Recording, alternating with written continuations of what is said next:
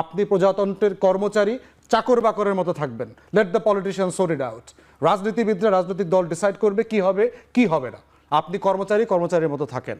অতএব, এবং তার বক্তব্যগুলো দেখেন, সেনাপ্রধানের বক্তব্য, চুপ্পুর বক্তব্য, ভারতের ফরেন মিনিস্ট্রির বক্তব্য, ভারতের সেনাপ্রধানের বক্তব্য, একে শব্দে শব্দে মিলিত হয়ে যাচ্ছে ইনক্লুসিভ পলিটিক্স। ইনক্লুসিভ পলিটিক্সের কথা 2014-তে মনে ছিল না, 2018-তে মনে ছিল না, যখন এই আর্মড ফোর্সেসের অফিসাররা, পুলিশরা মিলে রাতের ভোট করে দিয়েছে, তখন বাংলাদেশে ইনক্লুসিভ পলিটিক্সের কথা মনে ছিল না, 2024-এ মনে ছিল না যে ইনক্লুসিভ পলিটিক্সের কথা। এখন কেন আওয়ামী লীগকে পুনর্বাসন করতে গিয়া আমাদেরকে ইনক্লুসিভ পলিটিক্স শেখাচ্ছেন? ভারত বলছে বাংলাদেশে নাকি নির্বাচিত সরকার না আসলে, ইনক্লুসিভ নির্বাচন না হইলে শান্তি শৃঙ্খলা ফিরে আসবে না। এতদিন বুঝেন নাই? 16 বছর ধরে এগুলো মনে ছিল না? তখন যে ফ্যাসিবাদ কায়েম করেছেন আপনার। অতএব ইনক্লুসিভ পলিটিক্স কি জিনিস এটা আমরা জানি, আমরা বুঝি।